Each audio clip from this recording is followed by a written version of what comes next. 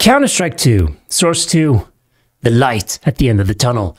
Beloved child has many names, as we say in Sweden. It's been long time no see, but lately there's been a little bit of see. A lot of see, actually. There's been, as you've probably seen and heard, a lot of rumors, a lot of leaks, a lot of kind of verified things by people that do know what they're talking about regarding Counter-Strike 2, as they call it. And today, a few more videos just came out on Valve's website, so let's have a look. Now, I'm a pretty bad player. I'm nothing. I'm exceptionally average, remarkably inconsistent, but I do love Counter-Strike and I follow the esports scene a lot. It's been following pretty damn closely, actually. And obviously, like everyone else, I want upgraded CSGO features. I want better tick rates or whatever they're moving to now, which is called beyond tick rate, where I think it's a variable thing.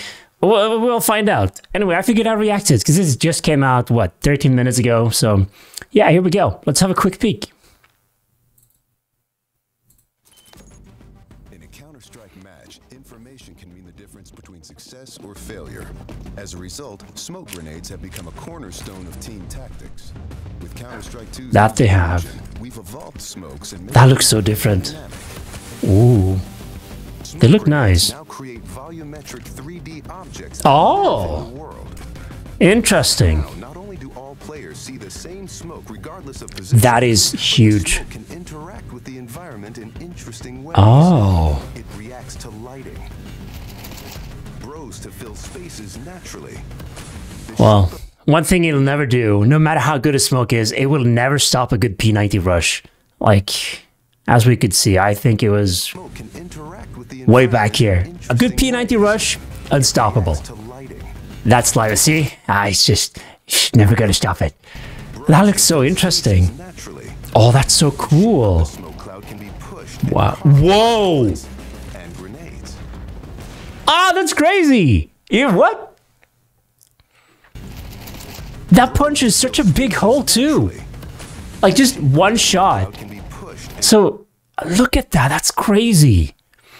Now, that's obviously dangerous because you start spraying, you're mid-spray if you're on the defending side, and then suddenly terrorists can see you through the smoke and they can kind of get the first pop right onto you. But that is a big hole in the smoke.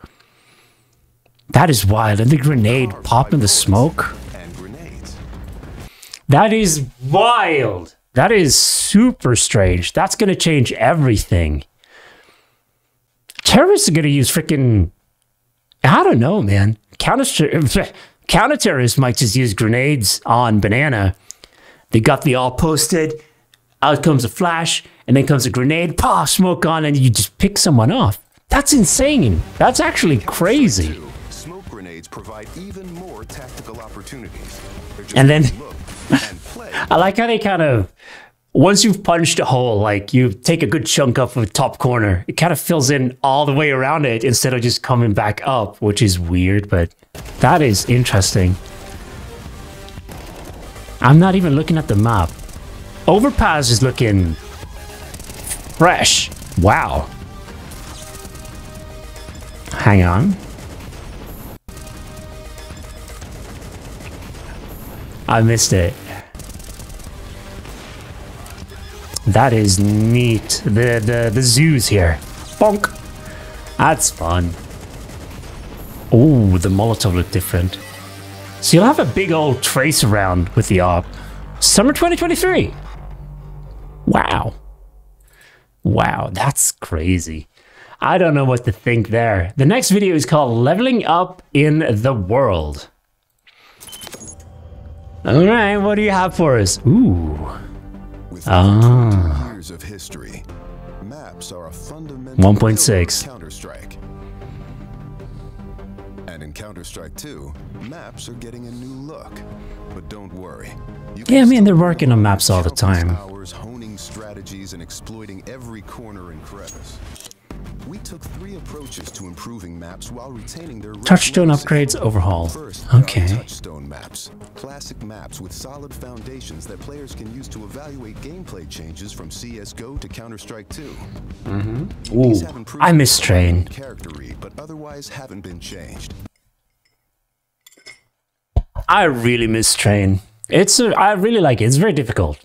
especially for someone as crappy at the game as me. But I love that map. It's really fun.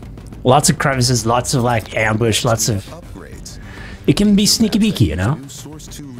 Wow, that looks beautiful. That looks so nice. But that's not RTX, is it? That's just extra fancy, because obviously there's not going to be that many light sources that change. You don't have a flashlight, you don't have... It flashbangs, but that's different, of course. Ooh, Italy. That's beautiful. These tools will be available for community map makers to make it easier to build, okay. and iterate. Oh. With upgrades to lighting, player read, and materials in Counter-Strike 2. That looked way different. Hang on, look at that, the mud. Wow. The water, there's less water down here, I think, and I wonder if you'll still be able to not see any weapon that falls into the water. That looks incredibly cool. Oh! Sorry. So that's underpass on... That's so bright! No. Is that underpass on overpass? Underground? It's not, is it? I mean, it looks like it. You got the corner, you got the ladder up on the left here. That space looks so big. It's so bright, though. There's no, like, really dark, foggy, murky rooms or areas where you can barely see someone. You're going to have pretty good vision everywhere, it seems like. Even the familiar will feel brand new. Yeah. Oh, that's so cool, though. Oh, they're showing off the smoke in here. Imagine if I watched this first and then just suddenly see the smoke go carved out. That's crazy. This is the same clip as before. The zoos. I don't know what that has to do with leveling up in the world, though. Summer 2023. Oh, does it have to be summer? Can it come, like, now? Oh, I want to see more. All right. Third one is moving beyond tick rate, which I believe... Everyone loves visual upgrades that aren't too expensive. Like, they look great to keep your FPS. People are going to be going crazy over FPS, but let's see. This is the one people care about. And let's have a feel. Let's have a look. See what they say. Is known for its visceral and satisfying gunplay. Yes. The weapon looks pretty simple. You click your mouse, your character shoots, your target takes damage. But there's a lot more happening behind the scenes. In previous versions of Counter-Strike, the game only evaluated moving and shooting in discrete time intervals, ticks, and time between those ticks didn't exist. For the most part, the experience was seamless, but sometimes those milliseconds between click and tick could be the difference between landing or missing your shot. That's why with Counter-Strike 2, we're introducing sub-tick updates. Now the tick rate no longer matters for moving and shooting. So right. So this was talked about before. The way there's no ticks and the client will send, I'm doing this now. The exact moment you fired your shot, you get like a very hybrid thing. Or peaked your peak, and the server will calculate your precise actions between ticks. So what you see is what you get. Again, the same clips here. It's very interesting because I guess in the long run, it makes the game more responsive and possibly also less server resources on Valve's end because you don't have to check every tick of every round on every server all the time. You only check when there's stuff happening, right? I wonder how that'll work when when people lag, when there's a lot of latency on someone's end, or if the server itself starts choking a little bit, you know? The server knows where you are at all times. It knows this because it knows where you aren't. By subtracting where you are from where you're not, or where you aren't from where you were, which is greater, it obtains a difference or deviation. The tick rate subsystem uses deviations to generate corrective commands to get you from a position where you are to a position where you aren't, and arriving at a position where you weren't to where you are now. See? Who knows? I don't know. That sounds like a very funny comment to me, but also, I mean, it could be true. I don't know. I have no idea how they actually do things. I have no idea how Valve is able to always live up to sequel expectations. That is a good point. So obviously, Global Offensive originally did not really live up to it. Not until Valve took over themselves. But Portal to Portal 2, hell yeah. Half-Life 1 to Half-Life 2 to Episode 1 and 2, oh yes.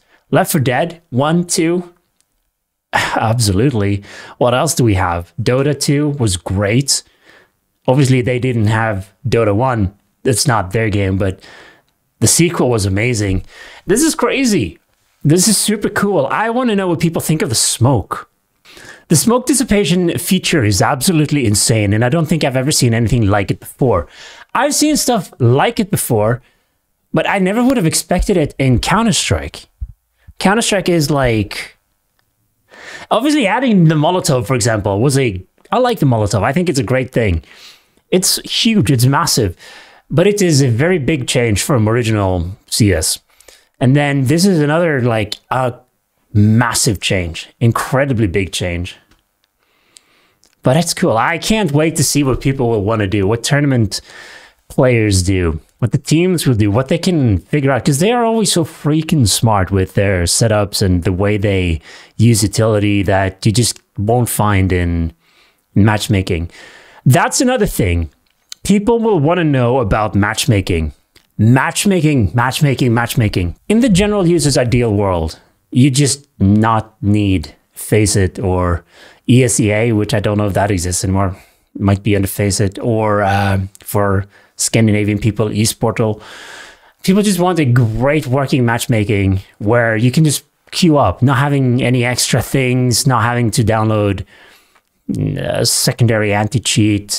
So those are two things, the matchmaking and the anti-cheat. I guess those two videos will be very, very looked at. Anyway, that was that. Those are the 3 videos I happen to see right now. It's been a while. It's been a long time coming, obviously, and it's finally happening. And I do think Counter-Strike is that one game that Valve really don't want to mess up because it is just timeless. And if you mess it up, that could change very quickly. So yeah. Tell me what you think. What do you think will happen in terms of the smoke? The tick rate seems like a solid upgrade. It's not going to be worse. It's probably going to be much better. So not much to say there. Leveling up in the world, I don't know. It's more of a creative toolkit, I suppose, for map makers, which is actually so good. Some of them get a bit boring at times, a bit repetitive, but more maps, more good. I am also curious about what will happen with community modes like surfing and stuff like that. Anyway, tell me what you think. Subscribe, leave a comment, leave a like, and I'll see you next time. Bye!